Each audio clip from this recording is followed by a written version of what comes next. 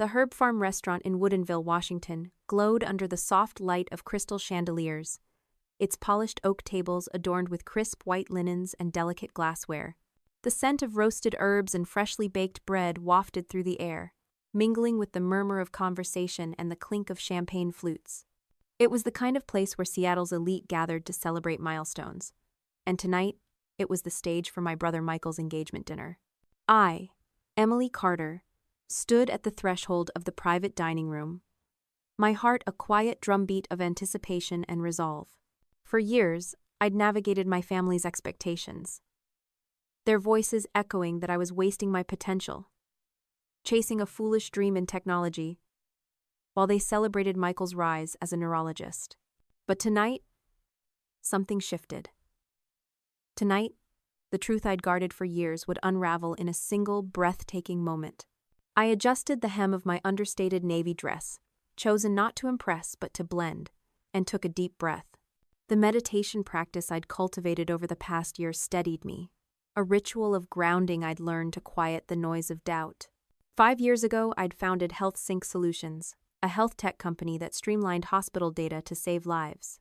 It was now on the verge of being acquired for $250 million by Meditech Innovations, a titan in the industry. Yet, my family knew none of this. To them, I was still Emily, the daughter who'd chosen a lesser path, tinkering with computers, instead of joining the ranks of doctors or lawyers like my father, Henry, or my mother, Elizabeth. Their disappointment had been a constant weight, but I'd carried it silently, building my empire in the shadows. As I stepped into the dining room, the Chicago River glittered beyond the floor-to-ceiling windows, a reminder of the world beyond these walls. My mother, Elizabeth, was rearranging place cards with the precision of the corporate lawyer she was, her silver earrings catching the light. My father, Henry, a cardiologist whose name graced medical journals, stood by the bar, laughing with a man I assumed was Lauren's father. Michael, my older brother, spotted me first. "Emily, you're here," he said, crossing the room with a smile that carried a hint of pity, the kind reserved for someone who hadn't quite made it. He pulled me into a quick hug. "Come meet Lauren." Lauren Hayes, Michael's fiancée, stood near the window, her burgundy gown elegant against the city's skyline. She was the director of acquisitions at Meditech Innovations, though I didn't know it yet. Her warm smile and firm handshake disarmed me. "Emily, it's so wonderful to meet you," she said, her voice genuine. "Michael's told me so much about you." I wondered what he'd said, likely a version of the story my family had crafted. Emily, the bright girl who could have been so much more. I smiled back. "Congratulations, Lauren. I'm thrilled for you both." My mother appeared at my side, her tone clipped but polite. "Emily, you found something to wear. That's nice." The pause that followed spoke volumes, a subtle jab at my perceived lack of sophistication.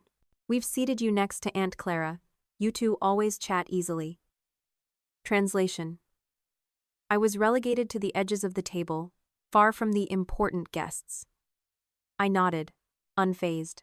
I'd learned long ago that their seating charts didn't define my worth. The dinner began with a cascade of toasts. My father raised his glass, his voice thick with pride. "To Michael, who has never failed to make us proud, and to Lauren, a brilliant woman who matches his ambition. We're blessed to welcome her into our family." My mother followed, her toast a polished narrative of Michael's achievements, from his high school valedictorian speech to his recent promotion to chief resident. "To Michael and Lauren," she concluded, "partners in excellence." Glasses clinked, and I caught Lauren glancing at me, her brow slightly furrowed, as if trying to place me in a context beyond the family script. As the first course arrived, seared scallops with a citrus glaze, I fielded the usual questions from Aunt Clara. "So, Emily, how's your little tech job going?" she asked, her tone dripping with concern. "I'm in health technology," I replied, keeping it vague. "Data systems mostly." It was true, but it undersold the truth by a universe. HealthSync had reduced hospital errors by 50% in its partner facilities, a statistic I held close, like a talisman. "Oh, that's nice," Clara said, already turning to ask Michael about his latest research. The conversation swirled around me, a familiar dance of praise for Michael, and polite indifference toward me. My uncle leaned across the table. Emily, I hear Michael's friend at Google might have an IT opening. That could be a big step for you. I sipped my water, suppressing a smile. I'm happy where I am, thanks. My father overheard, his voice firm. Emily, there's no shame in taking help to get started somewhere reputable. We just want you to succeed. Then, in a moment that felt like the world holding its breath, Lauren's voice cut through the chatter. Emily, forgive me, but is your last name Carter? The table fell silent. Michael frowned, confused. Of course it is. She's my sister. Lauren's eyes widened, a spark of recognition igniting. You're Emily Carter. From HealthSync Solutions.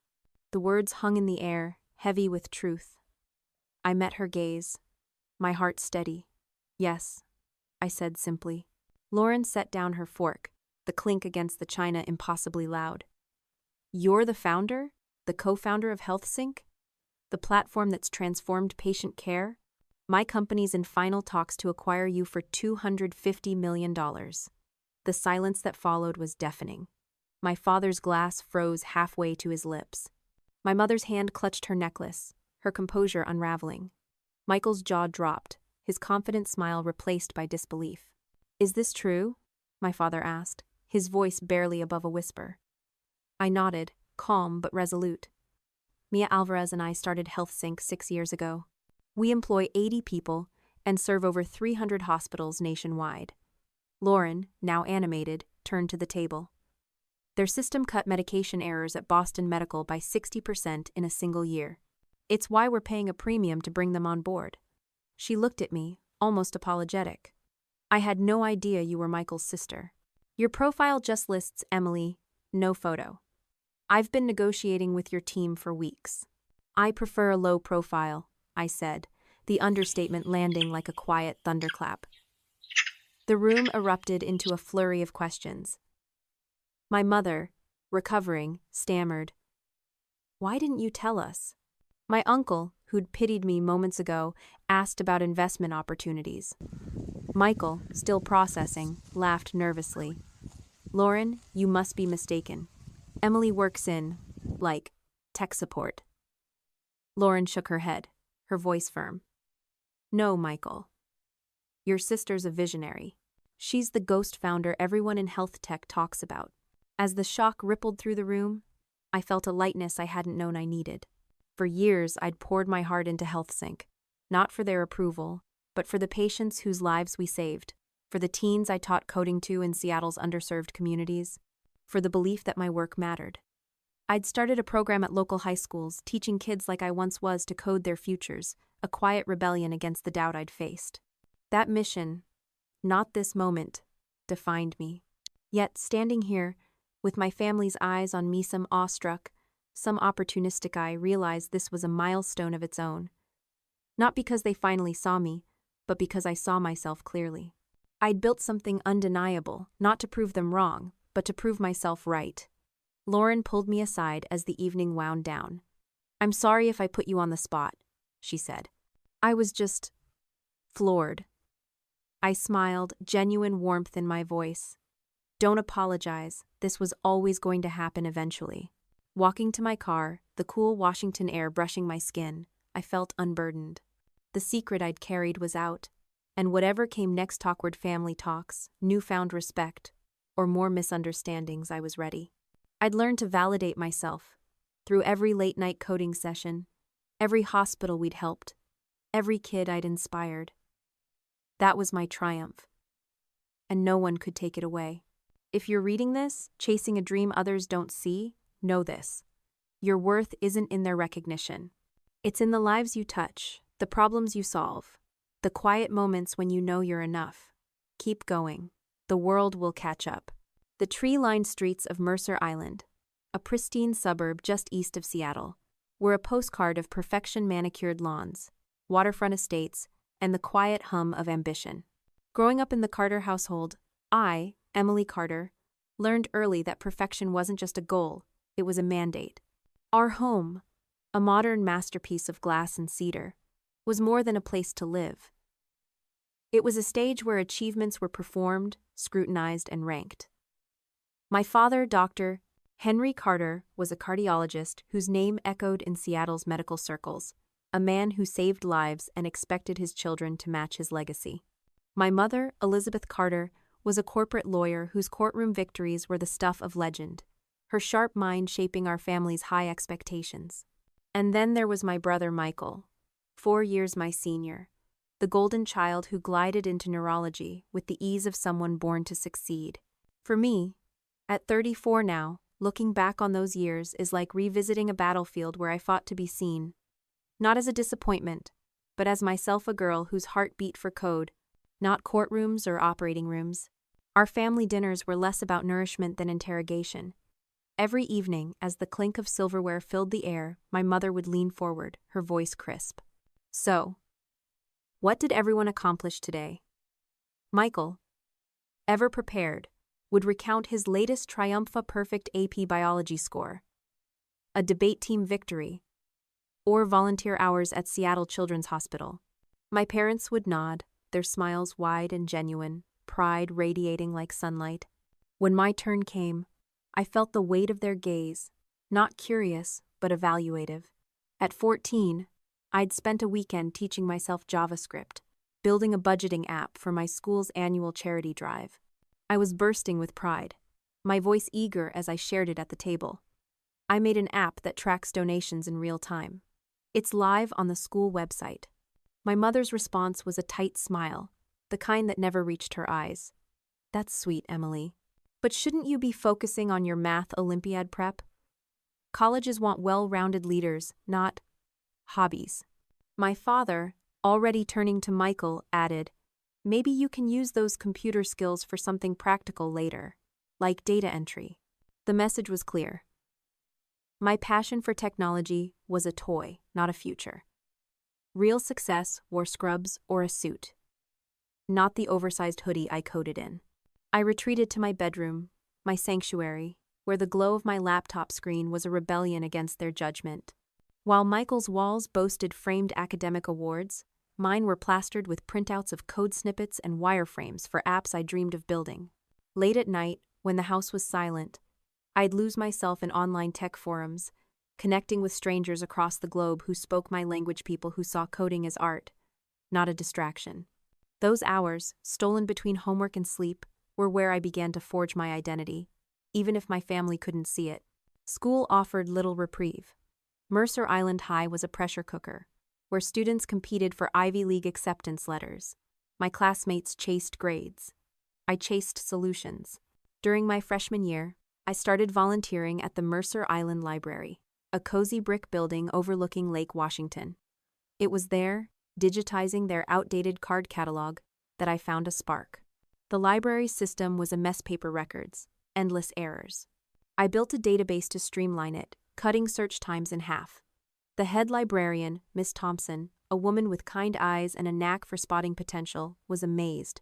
"Emily, this is remarkable," she said, her voice warm with belief. "You have a gift for making things better. Have you thought about a career in technology?" Her words were a lifeline, the first time an adult saw my work as more than a pastime. Unlike my parents, who dismissed my library project as cute, when Miss Thompson praised it at a school event, she planted a seed. Maybe I wasn't wrong to love this. Miss Thompson became my quiet champion. She slipped me books on programming, dog-eared copies of Code Complete and The Pragmatic Programmer, and encouraged me to enter a regional coding competition at 15. I spent months preparing, building a scheduling tool for local nonprofits. The night before the event, I overheard my parents planning Michael's medical school application party, their voices bright with pride. When I mentioned the competition, my mother's response was distracted. "That's nice, Emily. Just don't let it interfere with your SAT prep." The competition day arrived, and I stood alone among families cheering their kids. My heart heavy but determined. My tool won first place, earning praise from professional engineers who called my approach innovative beyond your years. I clutched the trophy all the way home, only to find our house buzzing with relatives toasting Michael's early acceptance to Johns Hopkins. My father glanced at my award. Good job, Emily, he said, before returning to the celebration. That night, I made a vow. I'd build something they couldn't ignore, not for their approval, but for myself. Those years weren't just about rejection. They were about discovery. The library became my haven, where I'd spend Saturdays coding alongside Miss Thompson's gentle encouragement. One afternoon, inspired by a news article about hospital inefficiencies, I sketched an idea for a platform to connect doctors and patients seamlessly. It was a fleeting dream then, but it was the first whisper of what would become HealthSync Solutions. I started a journal, not of teenage crushes, but of app ideas, technical challenges, and questions about how technology could solve real problems. Writing those pages felt like mapping a path no one else could see. The emotional toll of being unseen wasn't small. I'd lie awake, wondering if I was foolish to chase a dream my family dismissed. But every time doubt crept in, I'd think of the library patrons who thanked me for making their searches easier, or the nonprofit director who said my scheduling tool saved her team hours. Those moments, small but real, were my fuel. They reminded me that impact mattered more than applause. My best friend, Sarah Kim, was another anchor. She didn't understand code, but she understood me. When I'd vent about my parents' indifference, she'd say, "They're wrong, Emily. You're going to change the world. Just wait." Her belief, alongside Miss Thompson's, was a bridge over the chasm of my family's doubt. By my junior year, I was balancing AP classes, library volunteering, and secret coding projects. I launched a small website for local businesses to manage inventory, a side hustle that earned me enough to buy a better laptop.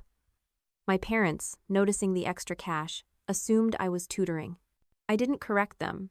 It was easier to let them believe what fit their narrative. But inside, I was growing, learning not just how to code, but how to trust myself. The pressure of Mercer Island, the weight of my family's expectations, could have crushed me. Instead, it forged me. I wasn't just Emily, the overlooked daughter. I was Emily, the girl who saw problems and built solutions, who found joy in lines of code and purpose in making a difference. Looking back, those years were the crucible where my resilience was born.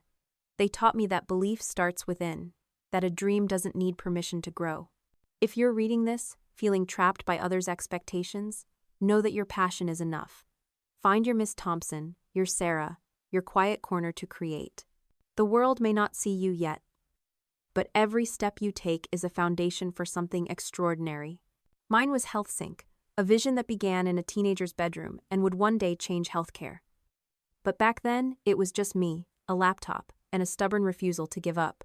The University of Washington's Seattle campus was a world of red brick buildings, sprawling lawns, and cherry blossoms that bloomed like promises each spring. For me, Emily Carter, arriving there at 18 was like stepping into sunlight after years in the shadow of my family's expectations. Back in Mercer Island, my parents, Dr. Henry Carter and Elizabeth Carter, had sculpted a vision of success that left no room for my love of technology. My father, a cardiologist revered in Seattle's medical community, and my mother, a corporate lawyer who dominated courtrooms, saw my passion for coding as a childish detour from the path they'd paved, preferably to an Ivy League school and a career in law or medicine, like my brother Michael, who was already excelling in neurology. But I'd made a choice, one that felt like both a rebellion and a homecoming. I rejected their blueprint and enrolled at UW's computer science program with a merit scholarship, trading their disappointment for a chance to become the person I knew I could be. That decision, made in the face of their skepticism, was the first step toward building HealthSync Solutions, the health tech company that would one day redefine my life. Leaving home was bittersweet.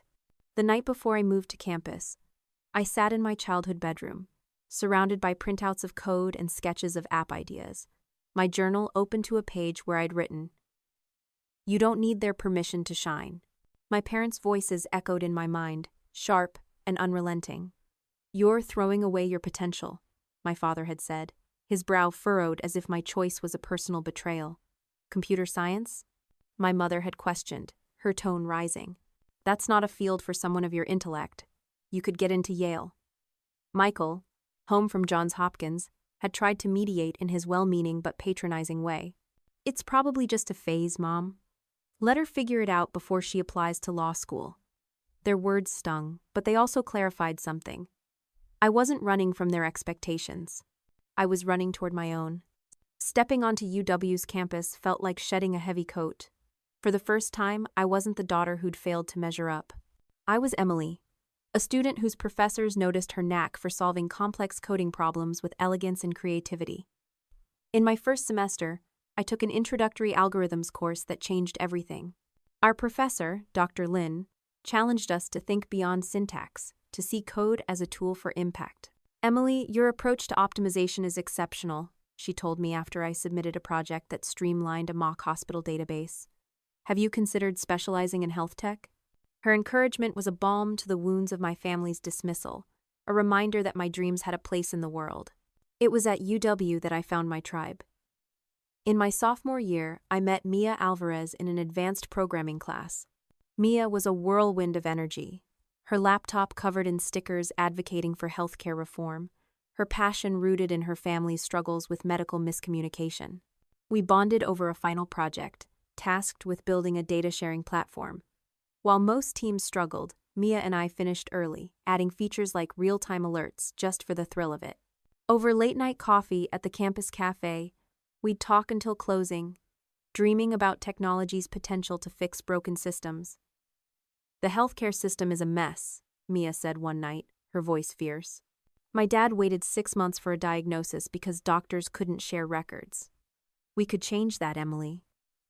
That conversation wasn't just a spark, it was the ember that would ignite HealthSync solutions. To amplify voices like ours, I started a podcast called Tech Trailblazers during my second year. It was a scrappy project, recorded in my dorm with a borrowed microphone, but it gave me a platform to interview women in tech engineers, founders, researchers who'd defied expectations to build extraordinary careers. Each episode was a love letter to my younger self, the girl who'd coded in secret, while her family looked away. Listeners, mostly students like me, sent messages about how the stories inspired them to keep going. The podcast wasn't just a creative outlet. It was a declaration that my path mattered, even if my parents couldn't see it. The turning point came during a regional hackathon in my junior year, hosted at Seattle's Museum of Pop Culture. Mia and I teamed up, fueled by too much caffeine and a shared vision. Over 48 hours, we built a prototype for a patient data sharing tool, a rough but functional precursor to HealthSync. Our pitch, a platform that reduced hospital errors by connecting providers, seamlessly won first place, earning us $5,000 and an invitation to a startup incubator.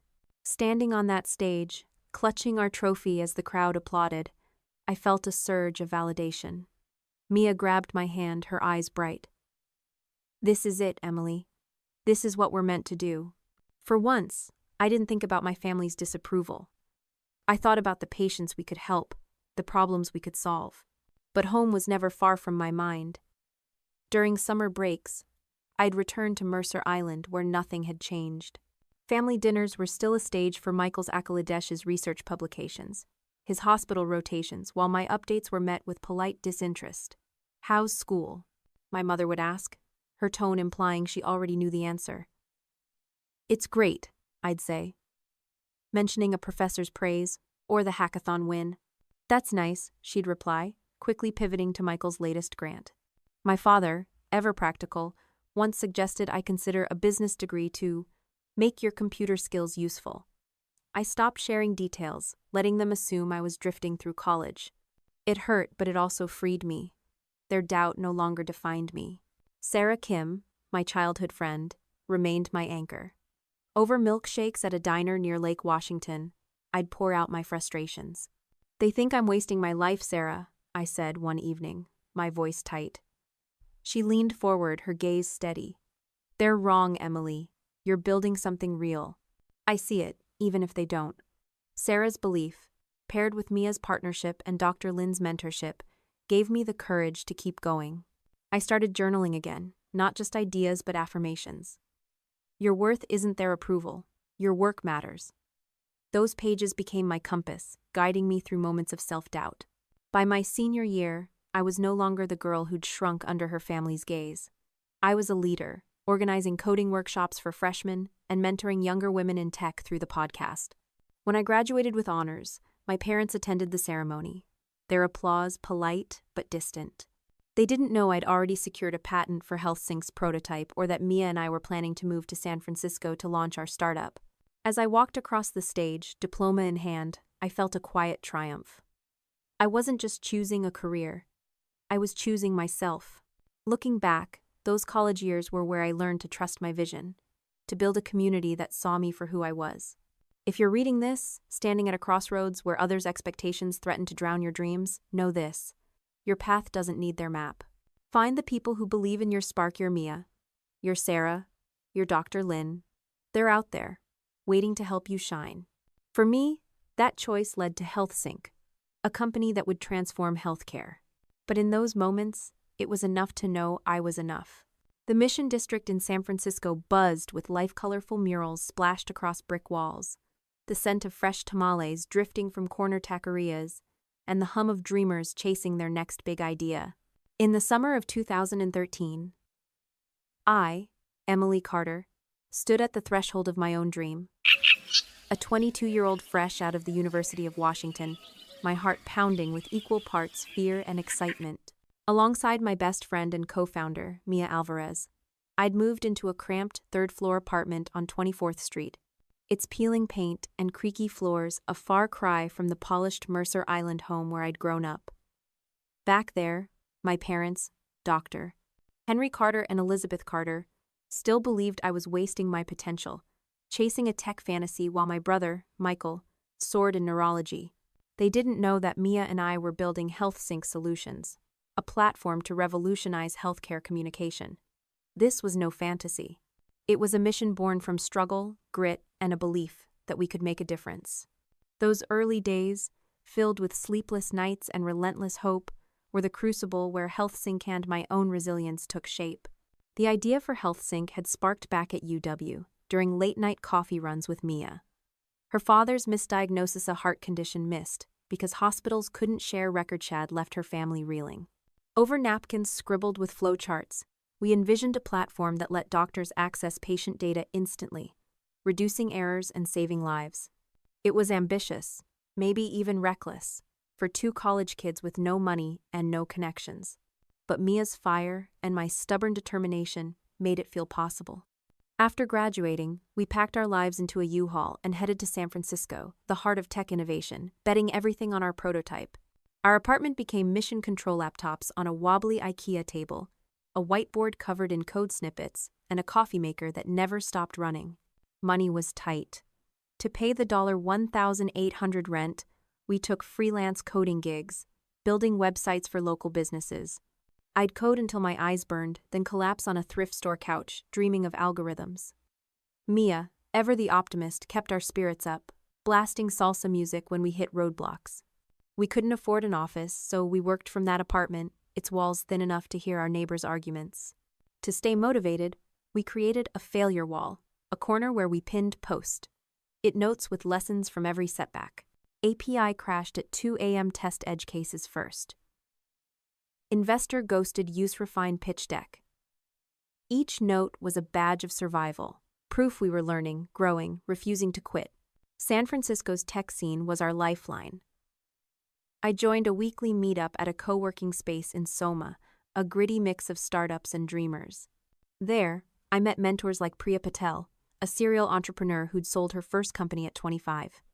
"Your platform's got legs, Emily," she told me after I demoed our prototype.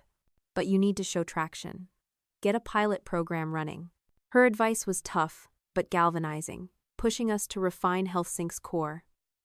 A secure, cloud-based system that let hospitals share patient data in real time. Those meetups weren't just networking, they were a reminder that we weren't alone.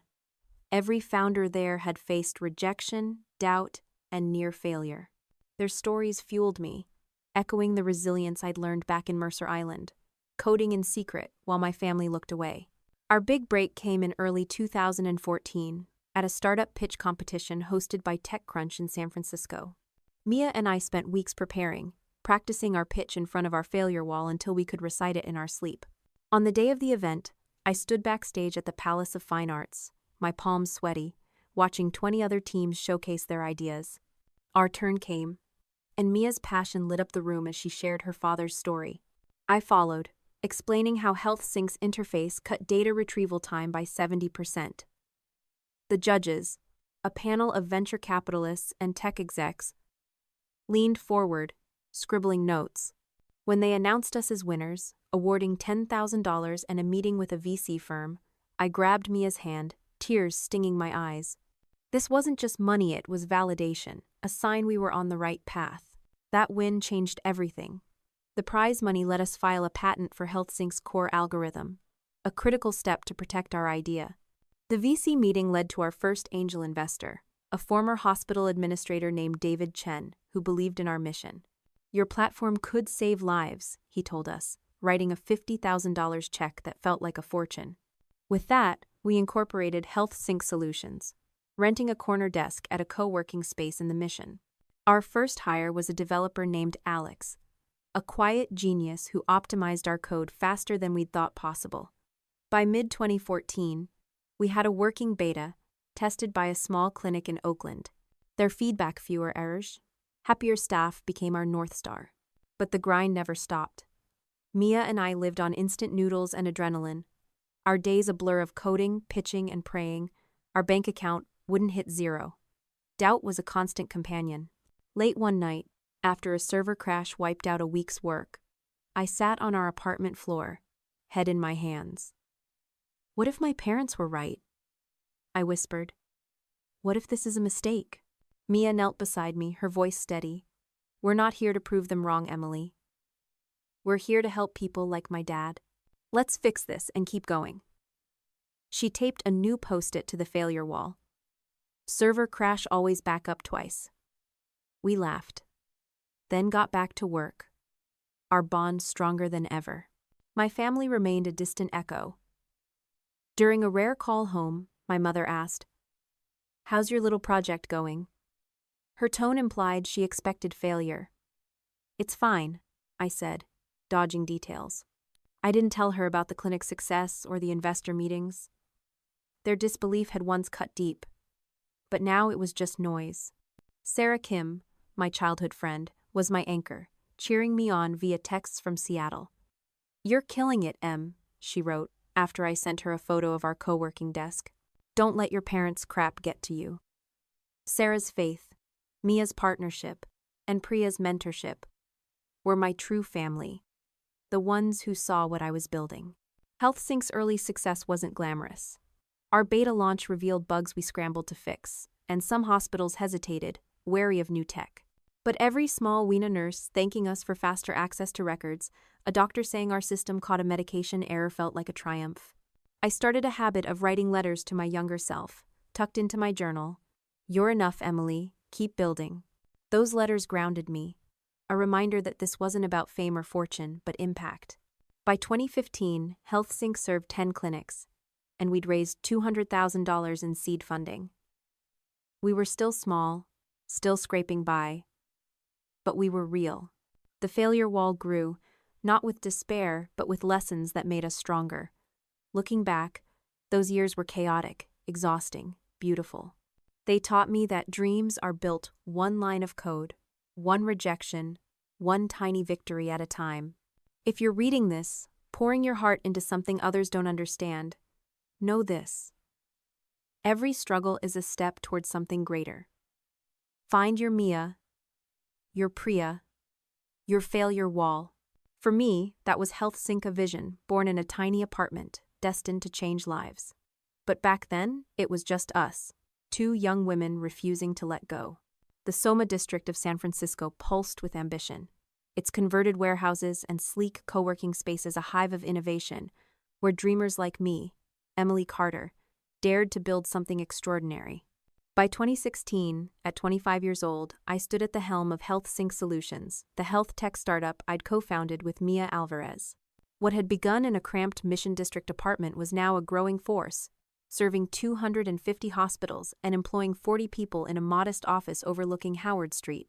Our platform, designed to streamline patient data and reduce medical errors, was saving lives-cutting hospital mistakes by 50% in our partner facilities.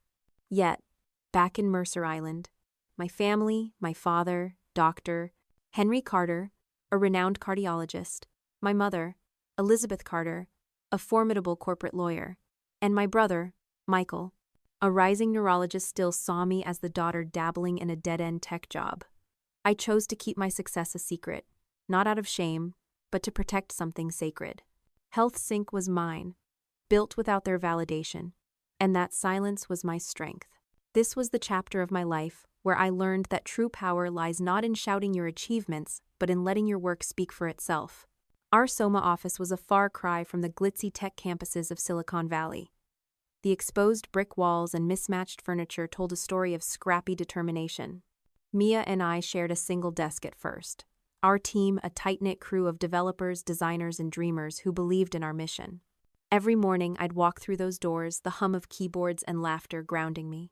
We'd raised $7 million in venture capital, a milestone that felt surreal after years of scraping by on freelance gigs and instant noodles. But success didn't erase the grind. We worked 14-hour days, fixing bugs, pitching to hospitals, and praying our servers wouldn't crash during a demo. Each contract with clinics in Portland, Denver, and Chicago felt like a small miracle, proof that our vision was real. To cope with the pressure, I started an anonymous blog called The Silent Founder. Hidden behind a pseudonym, I wrote about the challenges of leading a startup imposter syndrome, the weight of payroll, the thrill of a hospital reporting better patient outcomes because of our platform. The blog wasn't for fame. It was a release, a way to process the isolation of building something no one in my family understood. Readers, mostly young entrepreneurs, left comments that became a lifeline. "Your post about failing forward saved me today," one wrote. I read it in the quiet of our office, tears in my eyes, knowing I wasn't alone. The blog was my way of giving back, sharing wisdom without revealing my identity. A nod to the girl who'd once coded in secret to escape her family's judgment. My family's assumptions were a constant shadow. During a Thanksgiving visit to Mercer Island, my mother cornered me in the kitchen, her voice gentle but pointed. "Emily, have you thought about a stable job? Michael knows someone at a tech support firm. It's a good start." I smiled, deflecting. "I'm okay, Mom. My work's going well."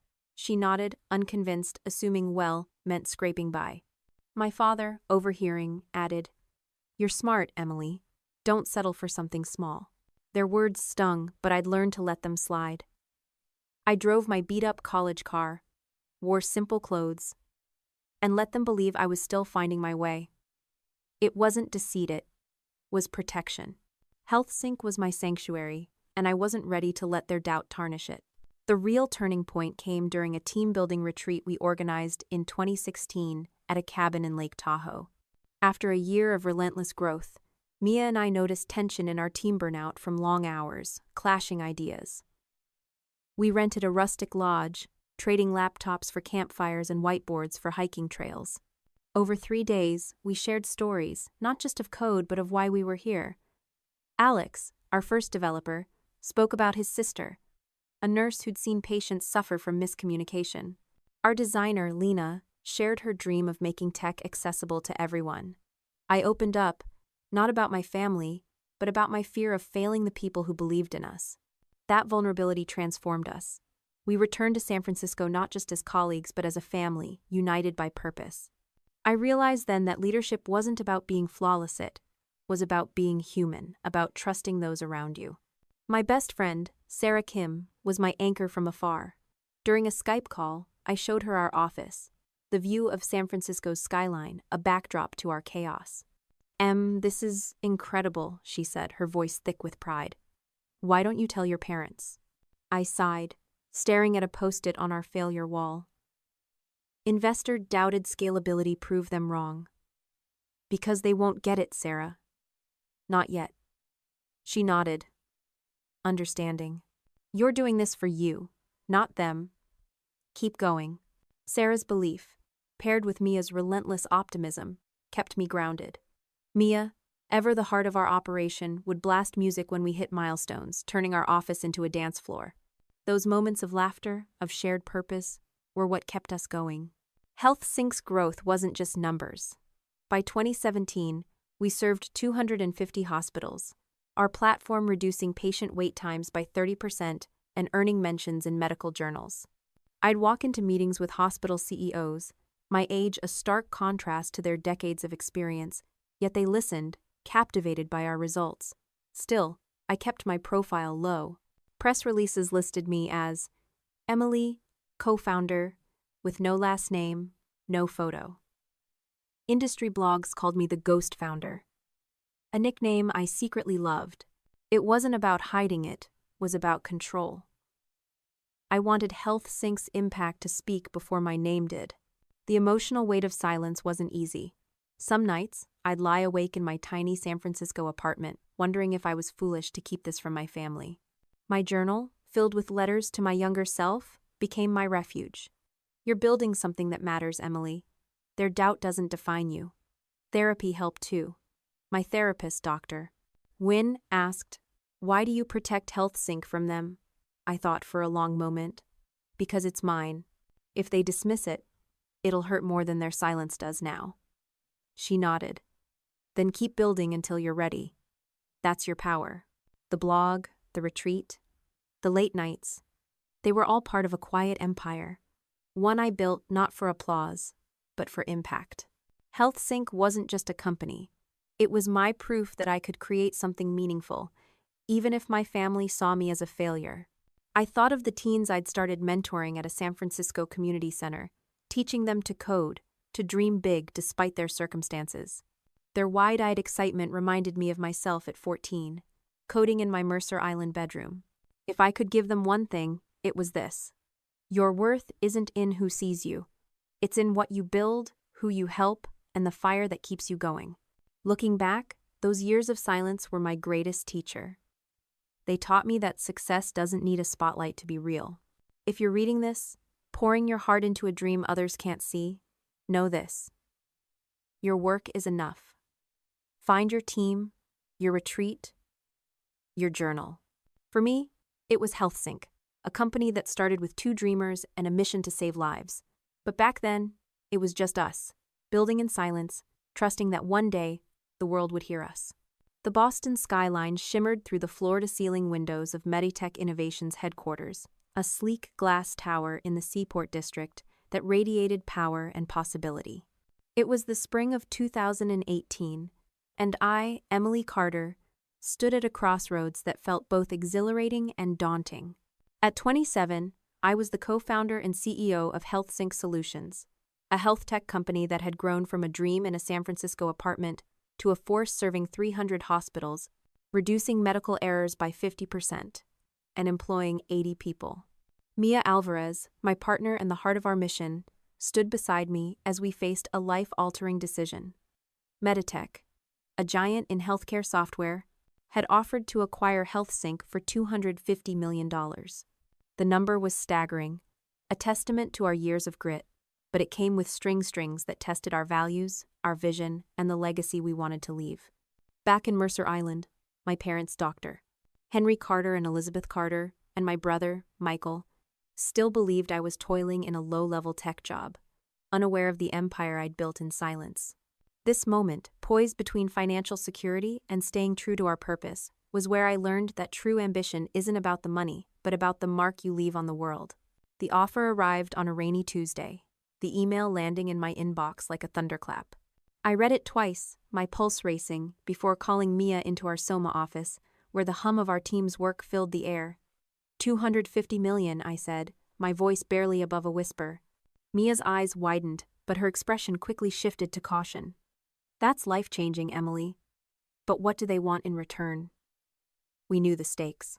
An acquisition could amplify HealthSync's reach, bringing our platform to millions more patients. But it could also mean losing control, diluting the mission that had driven us since our college days at the University of Washington. We'd built HealthSync to fix a broken healthcare system, inspired by Mia's father's misdiagnosis, and every decision had to honor that. The negotiations began in Boston, a city as storied as San Francisco but with a sharper edge. Meditech's conference room was a study in corporate polished mahogany tables, leather chairs, and executives twice our age who spoke in clipped, confident tones. Their lead negotiator was Lauren Hayes, a name I didn't yet connect to my brother's fiancée.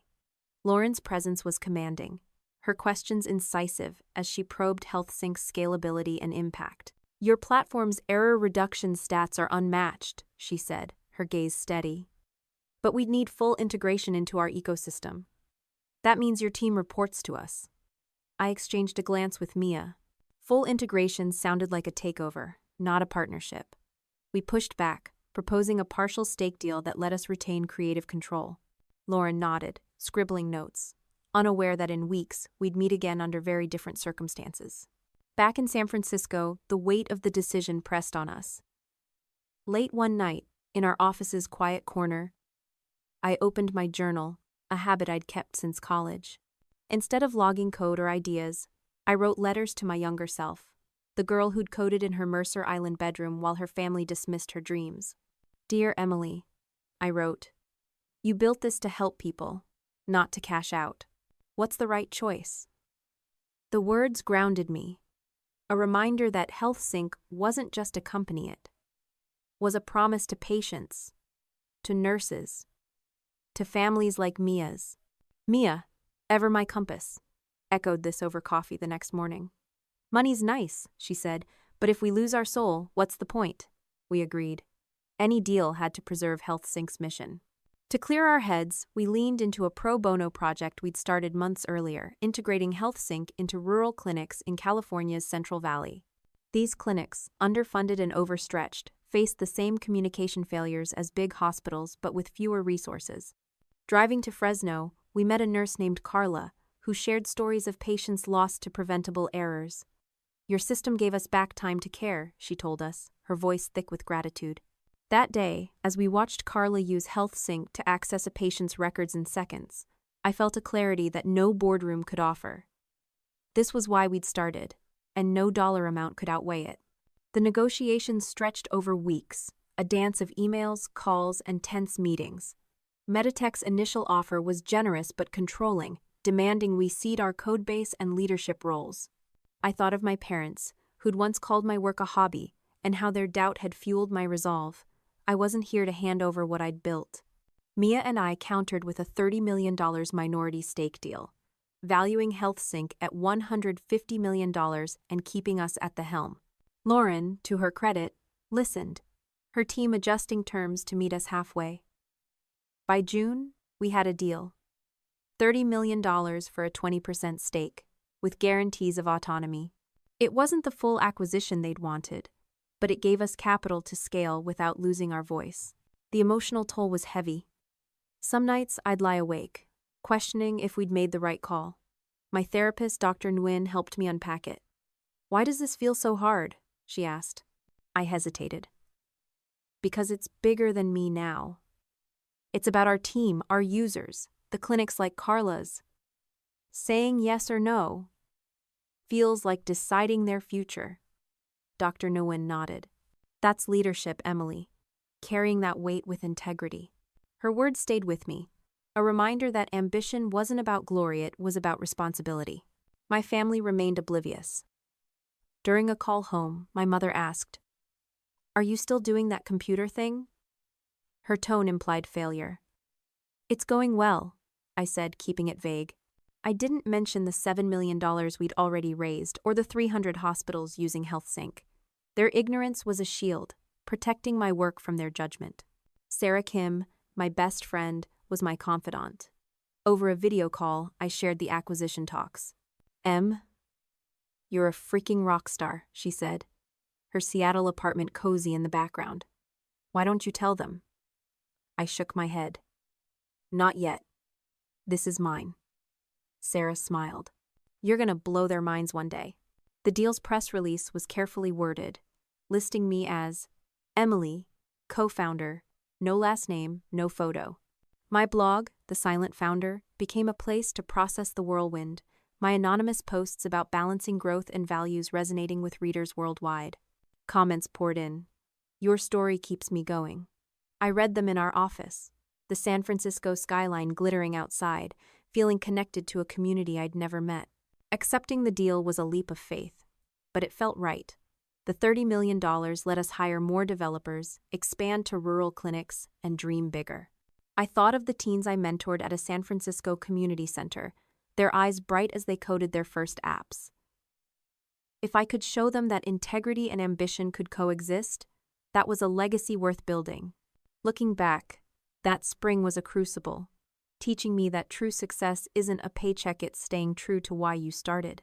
If you're reading this, facing a choice between easy and right, know this: your values are your compass.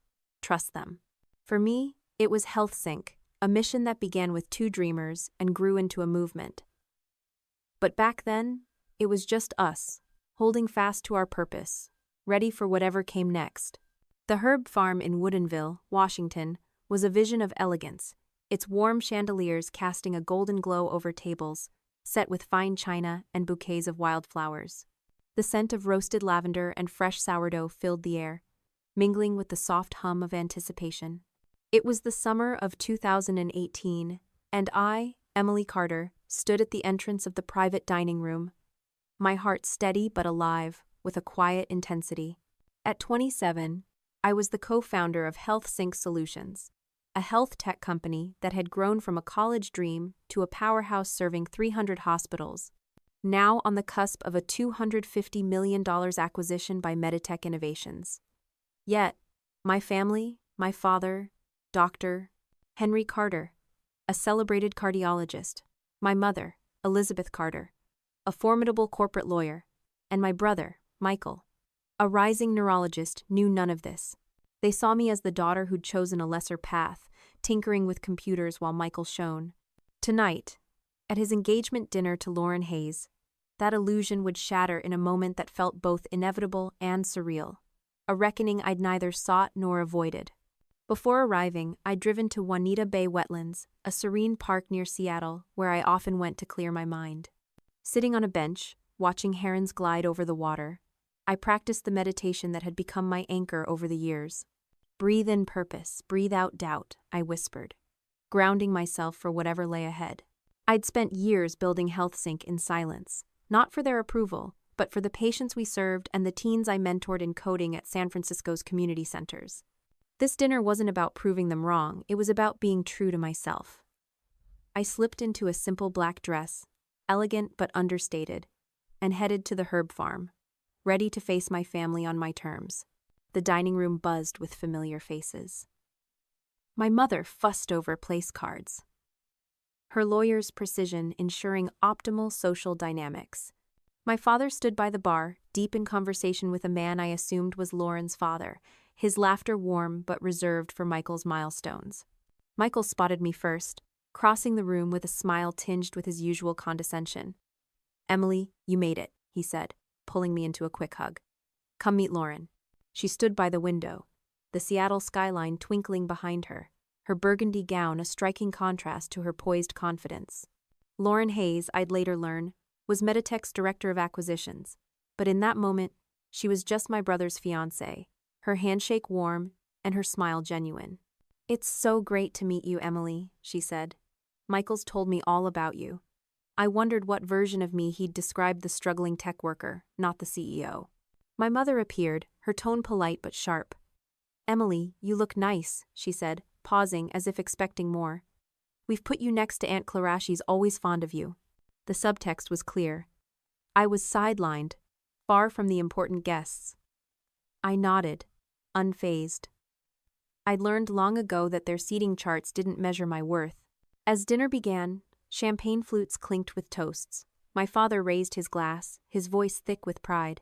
To Michael, who's made us proud every day, and to Lauren, a brilliant addition to our family. My mother followed, her toast a polished recounting of Michael's journey from valedictorian to chief resident. "To a couple dedicated to excellence," she concluded. I raised my glass, catching Lauren's gaze, her brow slightly furrowed, as if piecing together a puzzle. The first coarse herb-crusted salmon arrived, and the table hummed with chatter. Aunt Clara leaned in, her voice soft with pity. "So, Emily, how's your tech job going?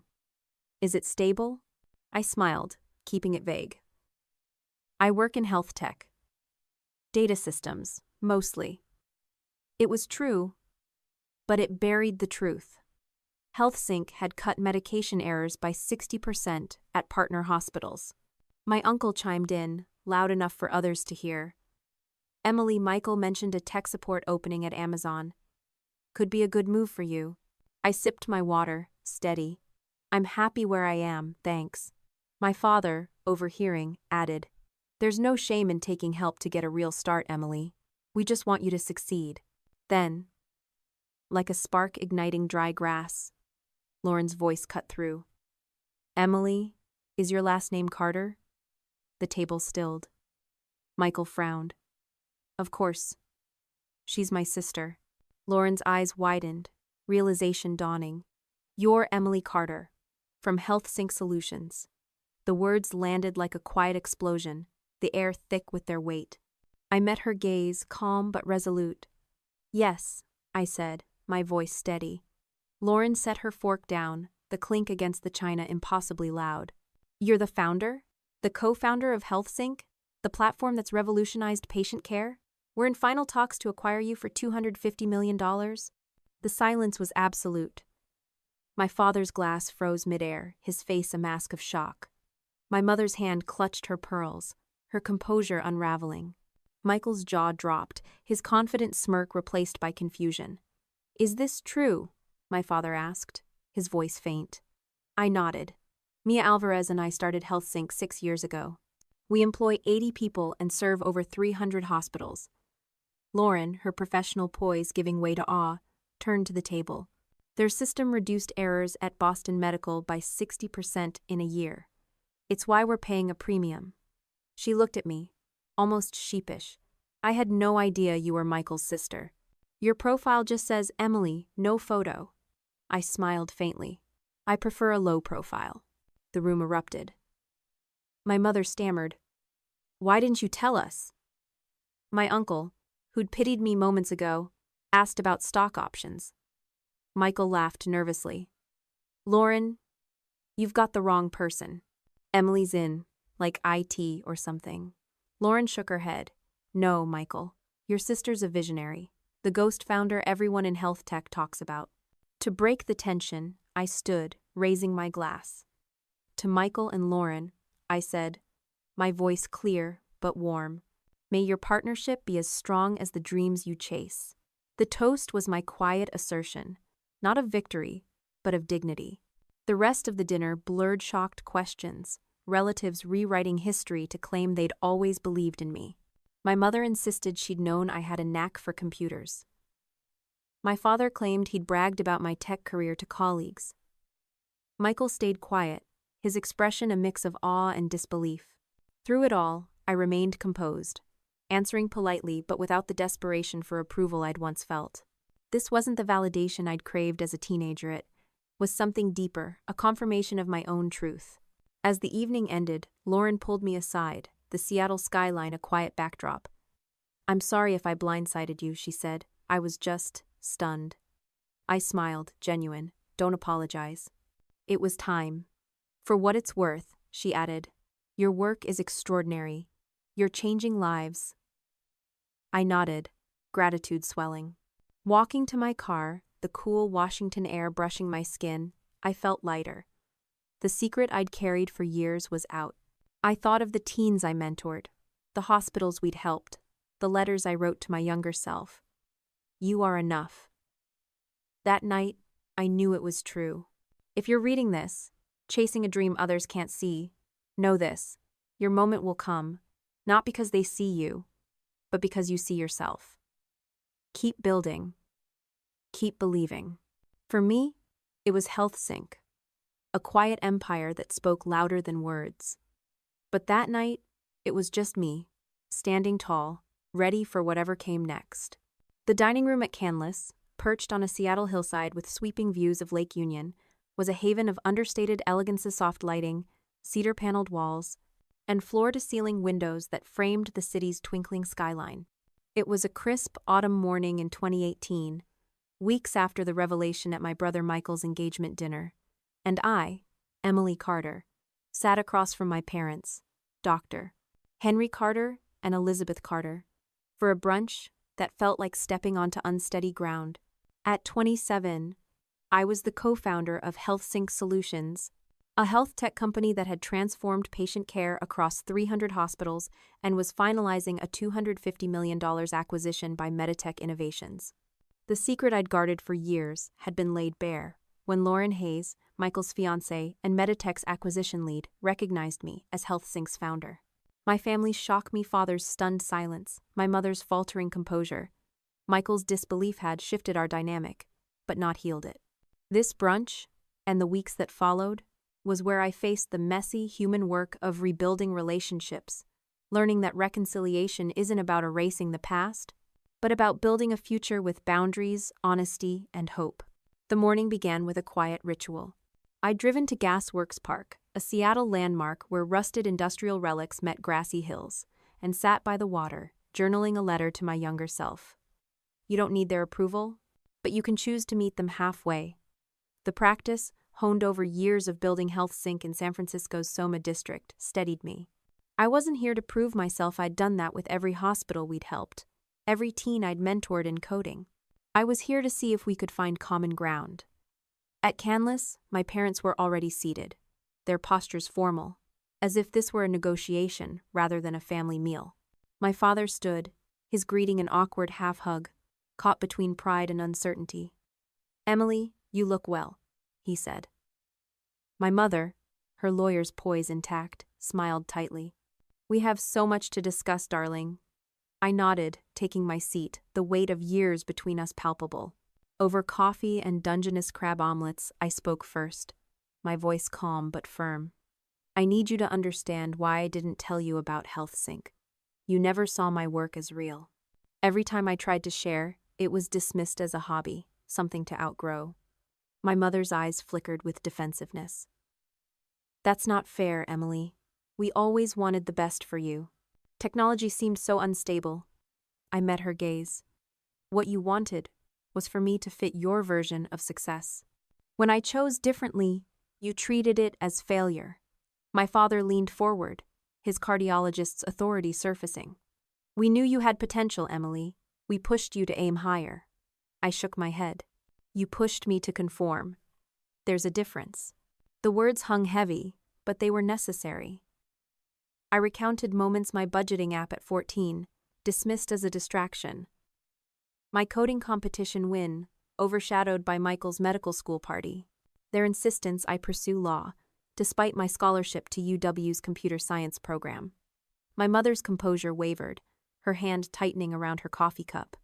"We didn't know," she said, her voice softer. "You never shared details." I took a breath. "You didn't ask. Not with curiosity, not with respect.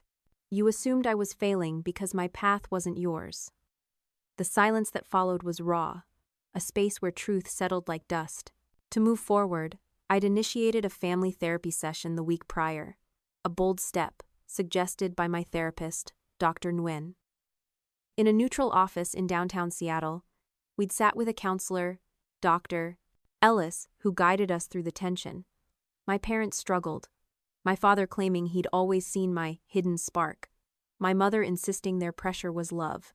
I spoke of the pain of being unseen, of coding in my Mercer Island bedroom to escape their judgment. Michael, present for that session, listened quietly, his usual confidence subdued. Dr. Ellis's question lingered. "What do you want this relationship to be now?" I'd answered honestly. "I want respect, not revisionist history." That session wasn't a cure, but it was a start, a framework for the brunch at Canlis. My parents tried to rewrite the narrative. "We're so proud, Emily," my mother said, her tone earnest but tinged with opportunism. "I read about HealthSync's Innovation Awards. Why hide that from us?" My father nodded. "I told colleagues my daughter's a tech entrepreneur." The claim stung. They'd never said that before Lauren's revelation. I held my ground. "Dad, do you remember suggesting I take a hospital admin job 3 years ago?" "Mom, you offered me a tech support interview last month."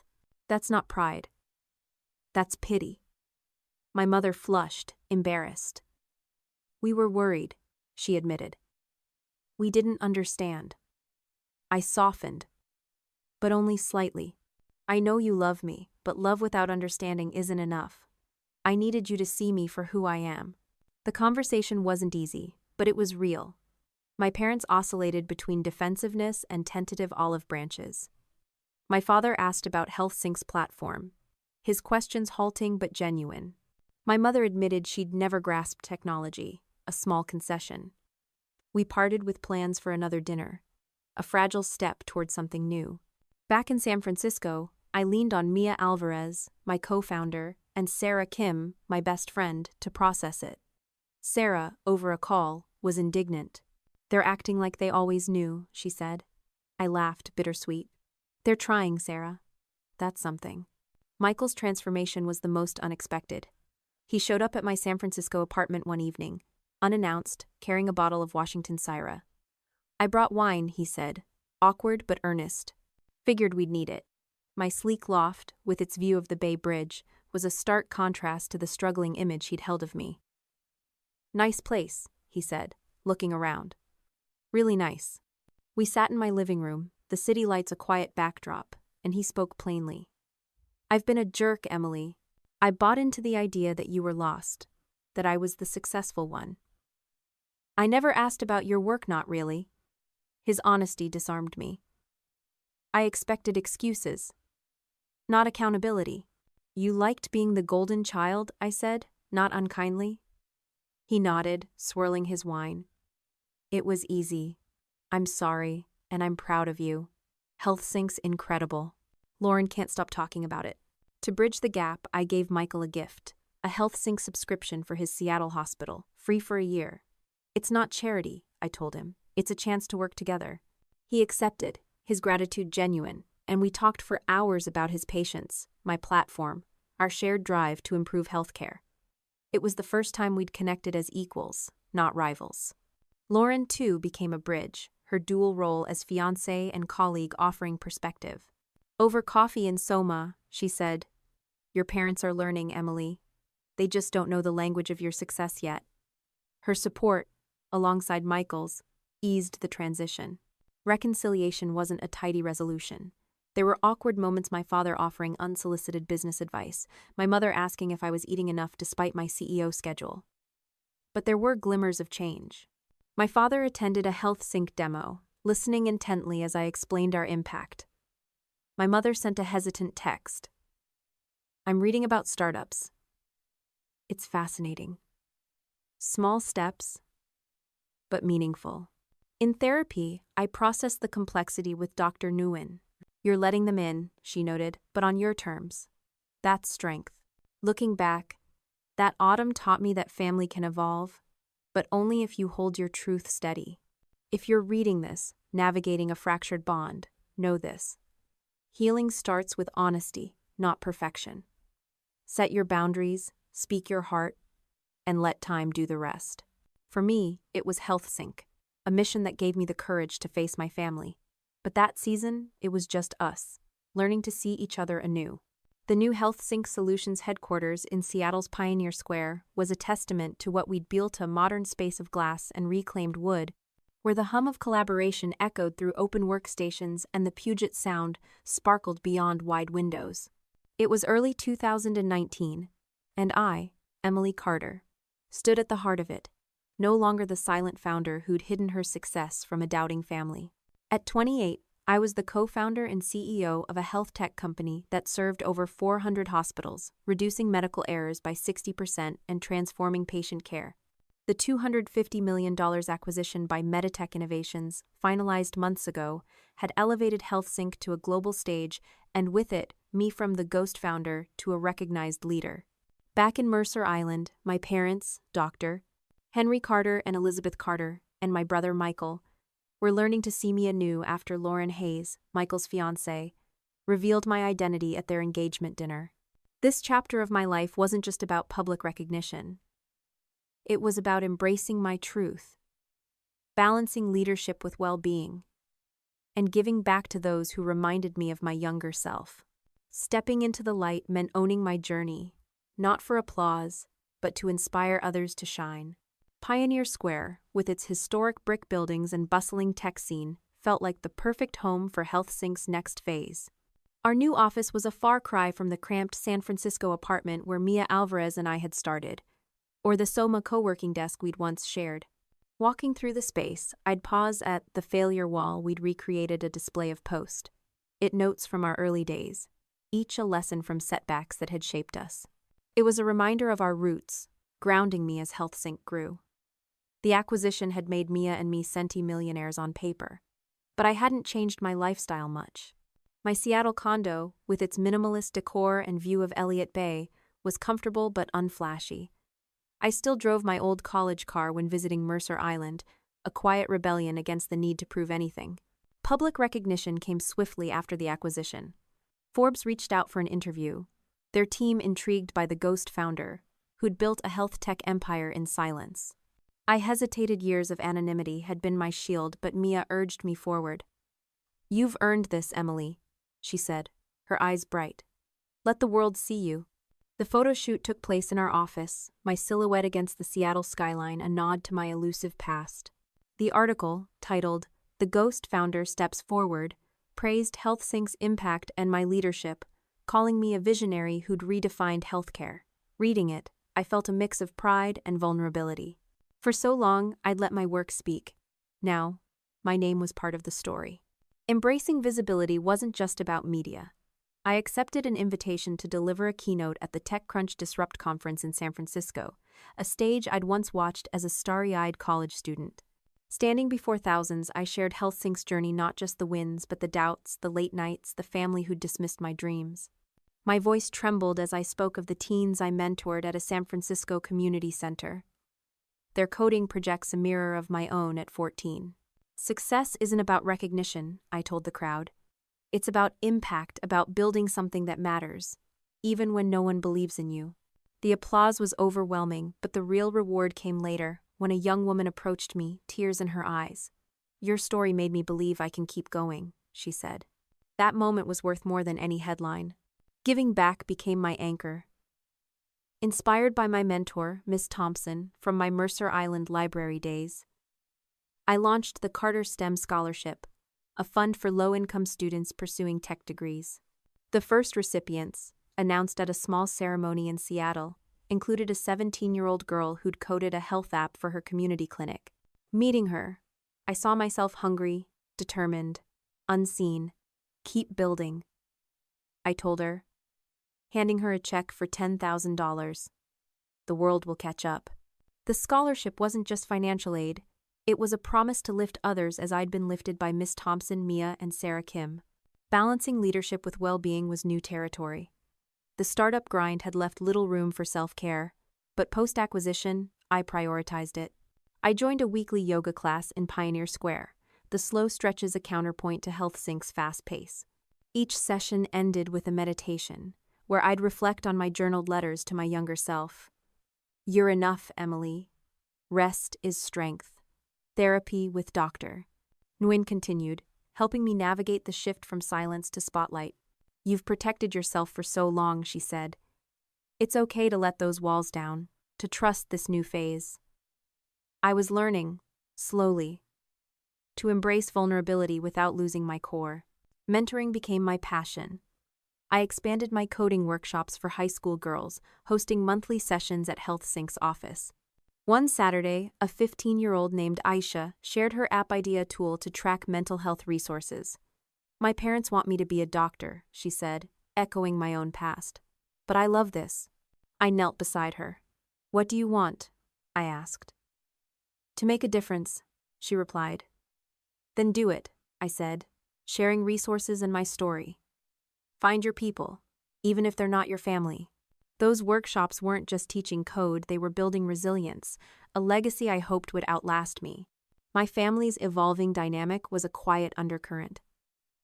After our canless brunch and therapy sessions, my parents were trying, if imperfectly. My father visited HealthSync's office, his questions about our platform hesitant but earnest. My mother sent articles she'd read about tech startups, her way of bridging the gap.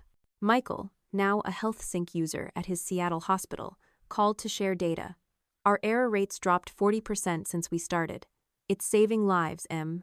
His pride, once unthinkable, warmed me. Lauren, both sister-in-law-to-be and colleague, became a friend, her insights into my family's blind spots invaluable. "They're learning," she told me over coffee in Soma. Give them time. Stepping into the light wasn't without challenges. Public scrutiny brought pressure industry blogs speculated about HealthSync's future, and imposter syndrome whispered in quiet moments. But I leaned on my team, my mentors, and Sarah, who texted from Seattle. You're a badass, Em. Own it. Mia, ever my partner, kept me grounded, her laughter a reminder of our scrappy beginnings. We'd review the failure wall, now a museum of our growth, and plan HealthSync's global expansion, from London to Mumbai.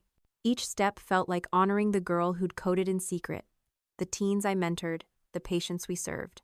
The keynote, the scholarship, the yoga they were all part of a new rhythm, one where I led with purpose and lived with balance. I thought of my blog, The Silent Founder, now public under my name. Its readers, a community of dreamers I'd never met, but felt deeply. Their comments, your story gives me hope, fueled me. If you're reading this, hiding your light because it's safer, know this. You don't need permission to shine. Step forward, not for others, but for you. Share your gifts, they're needed. For me, it was HealthSync, a mission that grew from a whisper to a roar. But in 2019, it was just me, standing in my office, the Seattle rain falling softly, knowing I'd found my place in the world. The floor-to-ceiling windows of my waterfront condo in Seattle's Belltown framed a breathtaking view of Puget Sound, where ferries glided across the water and the Olympic Mountains stood sentinel under a soft spring sky. It was 2019, and I, Emily Carter, stood in my kitchen preparing for a family dinner that felt like a miracle, a gathering of my parents, Dr. Henry Carter and Elizabeth Carter, my brother, Michael, and his fiancée, Lauren Hayes, in a home I'd built with the fruits of my labor. At 28, I was no longer the silent founder who'd hidden her success, but the co-founder and CEO of HealthSync Solutions, a health tech company that had transformed patient care across 400 hospitals and secured a $250 million acquisition by Meditech Innovations. The revelation at Michael's engagement dinner, where Lauren recognized me as HealthSync's visionary, had shifted my family's perception, leading to months of reconciliation and growth. This dinner, filled with laughter and warmth, was a testament to how far we'd come. But more than that, it was a moment to reflect on a truth I'd learned through years of doubt and triumph. Success isn't measured by recognition, but by the impact you create and the peace you find within. This was my new definition of successity I hoped to share with the world. The condo smelled of roasted vegetables and fresh rosemary, a simple meal I'd prepared with care. As I set the table, I paused. My journal opened to a new entry knot, a letter to my younger self, as I'd written for years, but to my future self. Dear Emily, keep building, keep giving, keep believing in the quiet power of your purpose. The practice, born in my San Francisco startup days, had evolved, guiding me through HealthSync's growth and my family's transformation. Tonight's dinner was a milestone, but it was also a reminder of the journey from a Mercer Island teenager coding in secret, dismissed by my cardiologist father and lawyer mother, to a leader shaping healthcare and inspiring others. The past year had been a whirlwind. Leading HealthSync's innovation division at Meditech, I oversaw our platform's expansion to hospitals in London, Mumbai, and Sydney, with Mia Alvarez heading international operations. Our work reduced patient wait times by 35% globally, a statistic that grounded me when fame or pressure loomed. The Forbes feature and TechCrunch keynote had thrust me into the spotlight, but I'd balanced it with yoga in Pioneer Square and therapy with Dr. Nguyen, who helped me navigate the shift from silence to visibility. My Carter STEM scholarship, funding low-income tech students, had grown, supporting 20 young women like Aisha, whose mental health app was now in beta. These efforts weren't just work, they were my legacy, a way to honor the girl who'd dreamed big despite her family's doubt. My family's presence tonight felt surreal. A year ago, our dinners in Mercer Island were tense. My parents' questions about my tech job laced with pity. Michael's achievements dominating the conversation. The revelation at the herb farm, where Lauren declared HealthSync's $250 million value, had forced a reckoning. Through therapy, honest talks at Canlis, and Michael's gift of a HealthSync subscription for his hospital, we'd built something new. As they arrived, Michael carried a bakery box emergency cupcakes. He grinned, admitting his homemade pie had burned. Lauren brought a bottle of Washington Riesling, her warmth a bridge between our worlds. My parents, once rigid, hugged me, my mother's eyes soft. "This place is beautiful, Emily," she said. A far cry from her old critiques of my collegiate style. Over dinner, conversation flowed. Michael shared hospital stories. Lauren discussed Meditech's latest project, and my parents asked about HealthSync's global reach. "Mom's reading startup books," Michael teased, spotting The Lean Startup on her Kindle. "Better late than never," I replied. No bitterness, just truth. Lauren's question, asked as we sipped wine, caught me off guard. "Do you ever wish they'd seen your potential sooner?" I paused, the city lights reflecting on the sound. "Sometimes," I said. "It would have been easier. But their doubt taught me to believe in myself when no one else did. That's my foundation." Michael nodded, his self-awareness new. "If they'd cheered you on, I might have been even more insufferable," he said. We laughed, the sound carrying a healing lightness. This ease was hard-won. My parents still slipped, my father offering business tips, my mother fretting about my schedule but boundaries held. Our weekly calls, once evasive, were now real, if imperfect. My mother's visit to HealthSync's Pioneer Square office, where she saw employees greet me with respect, had shifted her perspective. My father's pride in Michael's use of HealthSync at his hospital was a quiet acknowledgement of my work. Lauren, both colleague and sister-in-law-to-be, was a gift. Her insights into my parents' insecurities, Henry's fear of the unknown, Elizabeth's need for control helping me forgive without forgetting. Beyond family, I'd launched the Resilient Founders Initiative, an online platform for underrepresented entrepreneurs to share stories, resources, and mentorship. Inspired by my blog, The Silent Founder, it was my way to amplify voices like mind dreamers dismissed by those closest to them. The platform's launch event, held virtually, drew thousands, with comments flooding in. "Your story gave me courage." I moderated forums, connecting a single mother in Detroit to a mentor in Austin, a queer coder in Miami to funding in Seattle. This community was my chosen family, alongside Mia, Sarah, Kim, and the teens I mentored, a reminder that impact ripples outward. Sarah, my rock since Mercer Island, visited last week, marveling at my condo. "You did this, Em," she said, hugging me. "From that library database to this." Her belief, unwavering through years of my family's doubt, was a thread in my story. Mia, too, was my constant, her laughter filling our office as we planned HealthSync's future. We'd review our failure wall, now a relic of our Soma days, and dream of new ways to serve, perhaps a free app for patients in underserved areas. These relationships, forged in struggle, were my true wealth. As Dessert Michael's surprisingly edible pea ended, I reflected on success. It wasn't the acquisition, the headlines, or even my family's newfound respect. It was self-validation, the quiet certainty I'd earned through every line of code, every hospital helped, every student lifted. I'd once craved their approval, but I'd found something better. Peace in my purpose. If I could go back, I told Lauren, I wouldn't change the pain. It made me who I am. She smiled, squeezing my hand. "You're unstoppable, Emily. If you're reading this, chasing a dream others can't see, know this. Success is yours to define. It's in the lives you touch, the truths you hold, the courage to keep going. Share your story on Resilient Founders in your community with someone who needs it. Your voice matters." For me, it was HealthSync, a mission born in a teenager's bedroom, now saving lives worldwide. But tonight, it was just us family, chosen and given, gathered around a table, laughing under the Seattle stars. I stepped onto my balcony, the night air cool, and looked out at the city. Gratitude filled me for Mia's partnership, Sarah's faith, Lauren's bridge, my parents' slow growth, and the journey that had shaped me. Success wasn't a destination. It was this moment, this life, this purpose, and it was enough. The story of Emily Carter is a tapestry woven from resilience, quiet rebellion, and an unwavering belief in her own worth, a journey that began in the shadow of expectation and ended in the light of self-defined success. Born into the high-achieving Carter family in Mercer Island, a pristine Seattle suburb, Emily grew up under the weight of her parents' ambitions. Her father, Dr. Henry Carter, a renowned cardiologist, and her mother, Elizabeth Carter, a formidable corporate lawyer, measured worth by accolades in medicine or law. Her older brother Michael, a neurologist, was their golden child, his every achievement celebrated at family dinners that felt more like tribunals. Emily, however, found her heart in technology, coding late into the night in her bedroom, her walls adorned with code snippets while Michael's boasted academic awards. Her early projects, a budgeting app at 14, a library database at 15, were dismissed as hobbies, unworthy of a Carter. Yet, in those moments of rejection, Emily forged a resolve. She would build something undeniable, not for their approval, but for herself.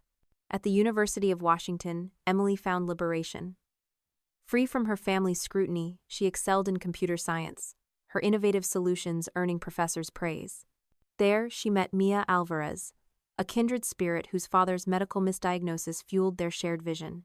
Together, they sketched the idea for HealthSync Solutions, a platform to streamline hospital data and reduce errors. Emily's college years were marked by bold choices, rejecting Ivy League pre-law programs, launching a podcast, Tech Trailblazers, to amplify women in tech, and winning a hackathon that planted HealthSync's seed. Despite her parents' disappointment, calling her degree reckless, Emily thrived, supported by Mia, her childhood friend Sarah Kim, and mentors like librarian Miss Thompson, who'd first seen her potential. In 2013, Emily and Mia moved to San Francisco's Mission District, trading stability for a dream. Their tiny apartment became a crucible, where late-night coding sessions and a failure wall of lessons from setbacks shaped HealthSync. Freelance gigs paid the rent, while a TechCrunch pitch win and an angel investor's belief gave them traction. By 2016, HealthSync had grown into a Soma-based company with 40 employees, serving 250 hospitals, and raising $7 million in venture capital. Emily kept her success secret from her family, who assumed she was in a low-level tech job, offering pity or unsolicited career advice. Her anonymous blog, The Silent Founder, became a refuge, sharing leadership insights with a global community of dreamers. A team-building retreat in Lake Tahoe solidified her team's bond, teaching her that leadership meant vulnerability, not perfection. The turning point came in 2018, when Meditech Innovations offered $250 million to acquire HealthSync. Negotiations in Boston revealed Lauren Hayes, Meditech's acquisition lead, as a key player. Unbeknownst to Emily, Lauren was Michael's fiancée. Emily and Mia opted for a $30 million minority stake deal, preserving HealthSync's mission to save lives over financial gain. Their pro bono work in California's rural clinics, where nurses like Carla praised HealthSync's impact, reaffirmed their purpose. Emily's journaled letters to her younger self guided her through the decision, a practice rooted in her Mercer Island days of self-doubt. The truth unraveled at Michael's engagement dinner at the Herb Farm in Woodinville. Lauren's recognition, "You're Emily Carter, the founder?" stunned the room. My father's glass froze, my mother clutched her pearls, and Michael's jaw dropped as Lauren revealed HealthSync's $250 million valuation and its 60% error reduction at hospitals. Emily's calm response, honed by meditation at Juanita Bay Wetlands, and her dignified toast to the couple marked her shift from seeking validation to embodying it. The aftermath was messy but transformative. At a canless brunch, Emily confronted her parents' dismissal, their defensiveness giving way to tentative understanding through family therapy.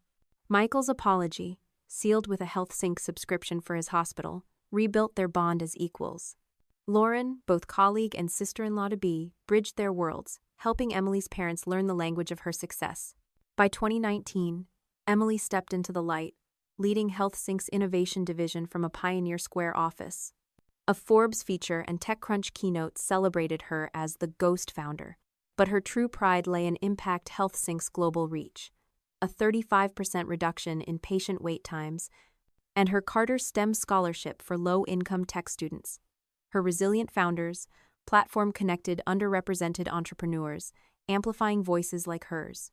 Yoga, therapy, and mentoring high school girls balanced her leadership, while monthly family dinners in her Belltown condo showed how far they'd come. My parents' efforts, my mother reading startup books, my father attending a HealthSync demo were imperfect but real, a testament to relationships that evolve when truth is spoken. Emily's story teaches us that success is not external validation, but the courage to define your worth on your terms. Her journey from a teenager dismissed by her family to a leader transforming healthcare reveals that resilience is built in the quiet moments of self-belief when no one else sees your potential. The lesson is profound. Your value lies in the impact you create, the authenticity you embody, and the peace you find within, not in the applause of others. Emily's persistence, despite her family's doubt, shows that dreams don't need permission to grow. Her choice to protect HealthSync's mission over a lucrative acquisition underscores that integrity trumps wealth. Her reconciliation with her family proves that healing is possible, not through erasing pain, but through honest boundaries and time. For today's audience, living in a world of social media comparisons and relentless hustle, Emily's lesson is a lifeline. Apply it by identifying your passion, whether it's coding, writing, or teaching, and pursuing it with quiet determination, even if others don't understand. Start small. Dedicate an hour a week to your craft, like Emily's late-night coding sessions. Find your tribe, as she found Mia and Sarah, through local meetups, online forums, or mentorship programs. Platforms like LinkedIn or Meetup can connect you to communities that share your vision. Practice self-validation, journal your wins, no matter how small, to build confidence independent of others' opinions. If family or peers dismiss your path, set boundaries, as Emily did, by sharing only what feels safe and seeking support elsewhere, perhaps through therapy or trusted friends. Give back, as Emily did with her scholarship and resilient founders. Volunteer your skills, teach a class, mentor a young person, or contribute to open-source projects. These acts reinforce your purpose and create ripples of impact. Finally, prioritize well-being. Incorporate mindfulness, like Emily's yoga or park meditations, to stay grounded. Apps like Headspace or local classes can help. In a culture that glorifies external success, Emily's story reminds us to measure our lives by the lives we touch and the truths we hold. Her legacy, HealthSync's lives saved, her mentees' dreams ignited, her family's slow healing, a call to action. Build your path, trust your worth, and let your impact be your triumph.